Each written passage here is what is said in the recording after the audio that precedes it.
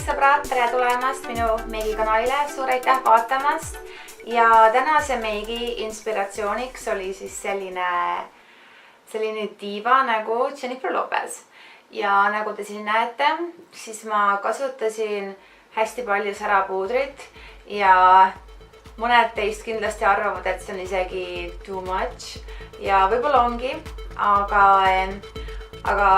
mulle meeldib ja kui ka sulle meeldib, siis jätka vaatamist.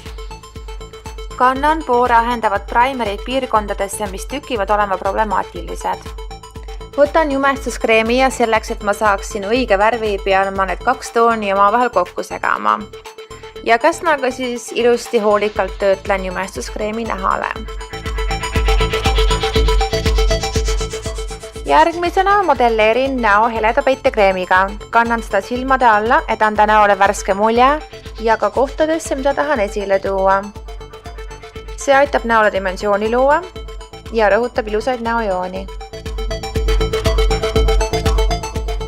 Ja tupsutan peitekreemiga silmalaugudele ja seetõttu ei pea ma pärast lauvärvi primerit kandma. Tuleb siis hoolikalt tupsutada, et peitekreem ilusti jumestuskreemi sisse sulanduks. Et peitekreem silmakortsudesse ei valguks, katan rohke koguse tolmpuudriga silmaalused. Kontuurpliiatsiga rõhutan veel kord näokuju. Kannan seda põselsarna kondi alla, et tekitada vari ja tuua välja kõrged põselsarnad, juuksepiiri äärde, et anda otsmikule ovaalne mulje ning ninale, et seda kitsamaks teha. Ja siis käsnaga hajutan selle sujuvalt jumestuskreemiga kokku.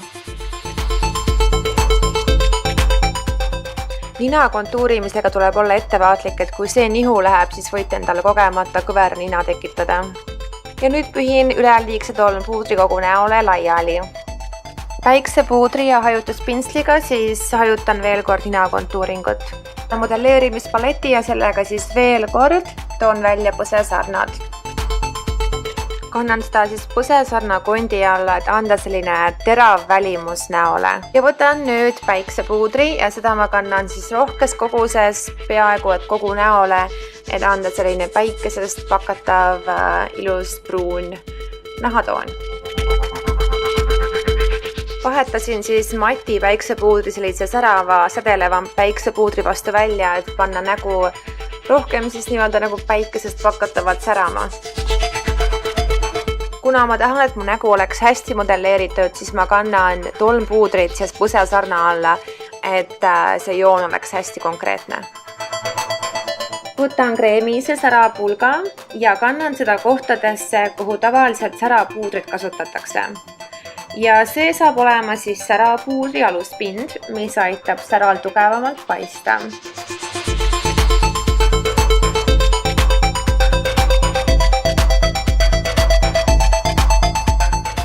Ja sõrmega siis kannan seda. Sõrmega on kreemist toodet kõige parem kanda. Alustan Hourglassi särapuudriga, mis on tagasihoidlik. Ja siis kannan Mary Luminizeri, mille pigment on väga tugev, et efekt veelgi tugevamaks teha. Järgmisena teen siis põselt punaseks. Võtan Kat Von D meigipaleti ja valin sealt valge matitooni ja kannan selle kulmukaare alla. Ma vabandan, et mu pintsli teine pool on kuldne. Ja nüüd võtangi selle kuldse tooni ja patsutavate liigutustega siis kannan selle silmalaule kuni siis silmakoopa juurde.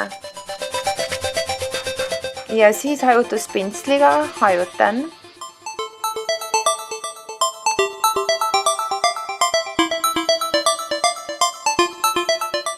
Järgmiseks tooniks valin tumepruuni tooni ja ma võtan peenikese hajutuspintsli ja hakkan seda kandma siis silma välist nurka ja silma sisenurka.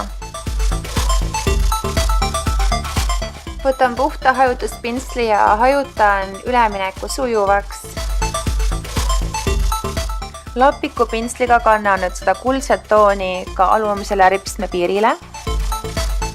Võtan uuesti tumepruuni tooni ja kannan seda alumisele ripsmepiirile, aga siis rohkem nagu väljapoole silmanurka. Ja vahetasin pinslid välja, et pigmenti saaks tugevamaks. Ja teen seda sama asja siis ka ülemisel silmalaul. Ja ma hajutan seda nagu väljapoole, et jääks selline nagu kassisilmataoline efekt. Nüüd siis koolutan ripsmed. Kannan ripsmeduši ja kannan kunstripsmed nagu alati. Võtan uuesti Mary Luminizer highlighteri või siis nii-öelda särapuudri ja kannan seda silma sisenurkadesse ning kulmukaare alla.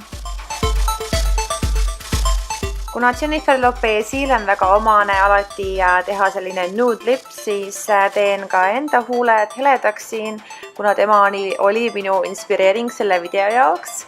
Ja meik ongi valmis. Suur aitäh vaatamast, ma loodan, et teile meeldis!